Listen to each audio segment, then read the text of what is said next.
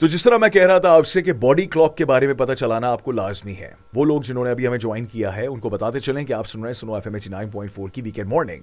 और body clock का concept ये है कि आपको पता होना चाहिए कि दिन के किस घंटे में आपकी बॉडी क्लॉक आपको सुपर प्रोडक्टिव बना रही है।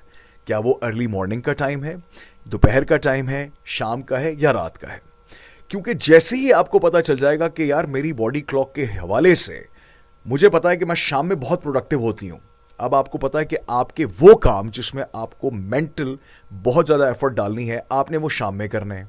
बहुत से लोग हैं उनकी सुबह बहुत ज़्यादा एक्साइटेड होती हैं, वो बहुत एक्साइटेड होते हैं, उनकी एनर्जी लेवल बहुत ऊपर होता है और जैसे जैसे दिन आगे जाता जाता है उनकी एनर्जी नीचे आती जाती है। इसका मतलब है कि उनकी बॉडी क्लॉक ये बता रही है कि अर्ली मॉर्निंग में उनको अपने सारे प्रोडक्टिव काम कर लेने चाहिए। मसला क्या आता है, आपने देखी ये घड़ी और उसके बाद आपने कहा नहीं चूंकि वक्त हो चला है सुबह 9:30 का तो मुझे तो अब प्रोडक्टिव होना है, जबकि बॉडी क्लॉक कह रही है नहीं यार तुम्हारा शाम का टाइम है। जब बॉडी क्लॉक का पता चलता है तो आप एक स्टेट ऑफ माइंड में जाते हैं जिसको कहते हैं हाइपर फोकस, जिसके बारे में जेम्स क्लियर ने एक किताब लिखी है जिसका नाम है हाइपर फोकस, लाजमी पढ़िएगा। हाइपर फोकस तब आप अचीव करते हैं जब आपको बॉडी क्लॉक का पता चल जाता है।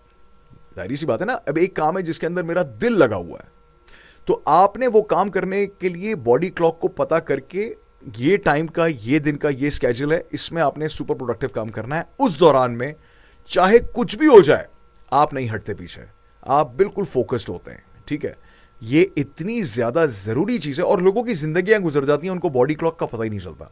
वो घड़ी देख के काम कर रहे हैं, एक घड़ी ये है, एक घड़ी ऊपर लगी हुई है, एक घड़ी आपकी बॉडी की है।